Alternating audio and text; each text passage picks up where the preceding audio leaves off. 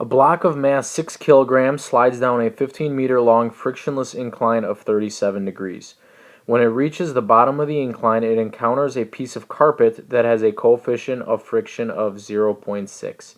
How far does the block travel before coming to a stop on the horizontal surface?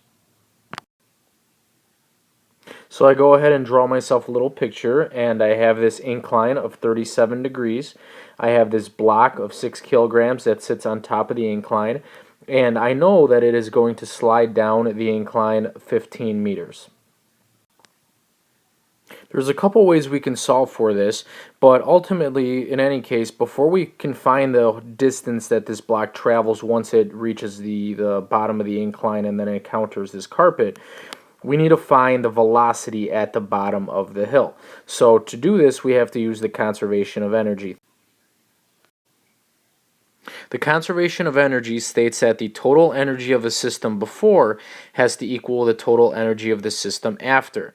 Now, looking at our situation, we know that the block starts from rest, or we can assume it starts from rest on top of this incline. So that means initially it does not have kinetic energy, so it only has the gravitational. Now, similarly, after the fact, when the block reaches the bottom of the incline, it does not have gravitational potential energy, but only kinetic. So we can use that to help us find the velocity at the bottom of the incline. The initial gravitational potential energy, mgh, or mg delta y, is equal to the kinetic final at the bottom of the incline, 1/2 mass times velocity squared. Now the nice thing is the masses in both cases cancel out, so that actually tells us that the mass will not affect the velocity. The velocity is independent of the mass. All it depends on is the height and the acceleration of gravity, which we know to be 9.8. So we go ahead and plug in our numbers, so g 9.8 times the height. Now be careful with the height. We only know the length of the incline. This box slides down 15 meters, but again, we only want the height or the vertical component. And this actually stems to the idea that work equals force times distance. The force we're talking about here is really the force of gravity, since we're using the 9.8. So since that's the direction of the force, the distance has to be the same dimension, while that's going to be vertical.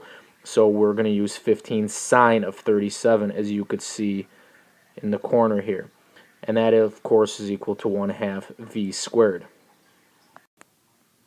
We plug in our numbers, and we can see that the velocity, or the speed at the bottom of the incline, is 9.4 meters per second. There's actually a couple ways we can go ahead and solve for the distance or the displacement. One of which is solve for the acceleration, knowing that your net force is friction, and then using your kinematics equations.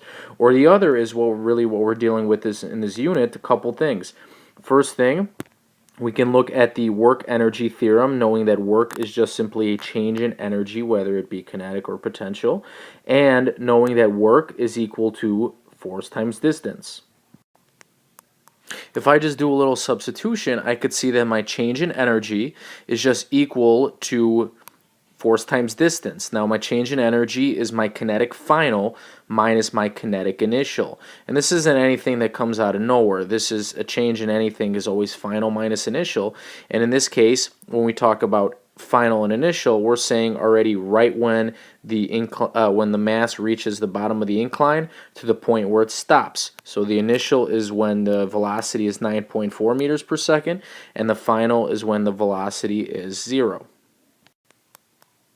So this equation here represents my kinetic final minus my kinetic initial, k final being 0 and k initial being 1/2 mv squared, mvi squared, or mv naught squared. I see that is equal to 35.28 times the distance, or the displacement. Now, where did the 35.28 come from? Well, that force is, like always, my net force. And if we think about it, if we think about a free body diagram on this mass, well, while it's sliding across this carpet, the net force is just the frictional force on it, which is mu times the normal force.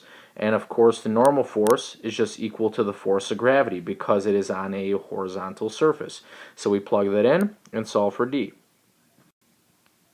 we see the distance d or displacement delta x, same thing in this case, is equal to 7.5 meters.